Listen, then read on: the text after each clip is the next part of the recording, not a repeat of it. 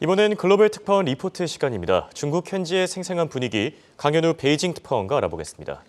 자, 전일 중국 증시 혼조된 양상을 나타내는데 특징적인 부분들부터 짚어주시죠.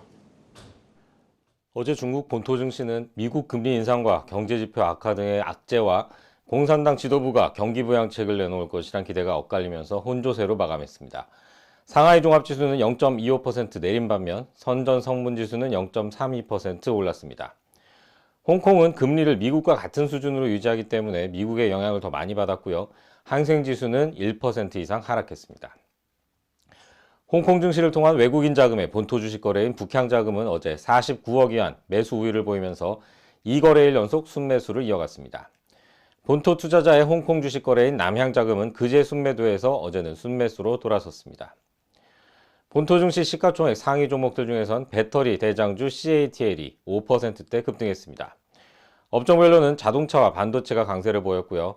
본토 코로나 확산이 지속되면서 여행주와 항공주는 약세를 보였습니다. 올해 글로벌 기업 공개 시장은 인플레이션과 경쟁적인 기준금리 인상으로 부진했는데요. 중국 본토 증시는 호황이 이어졌습니다. 중국 상하이, 선전, 베이징 거래소에서 기업들이 IPO로 조달한 자금은 912억 달러로 기존 최고 기록이었던 작년에 856억 달러보다 6.5% 늘어났습니다.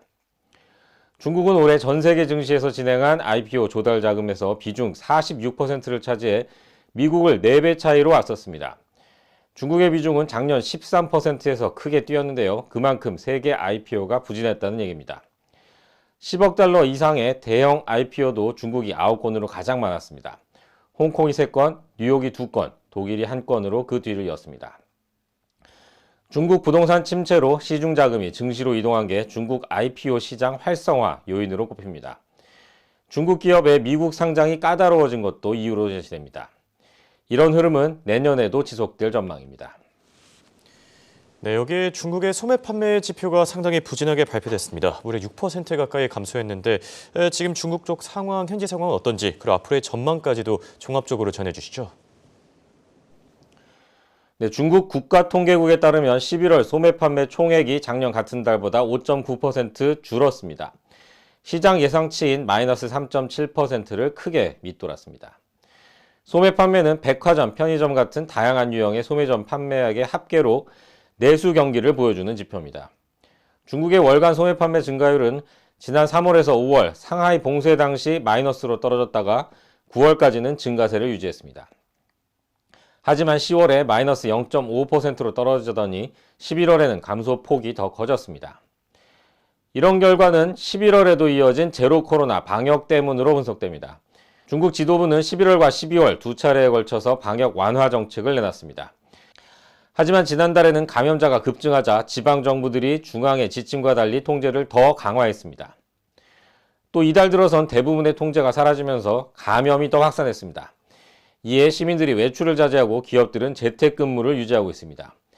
12월 경제지표도 부진이 이어질 것으로 관측됩니다.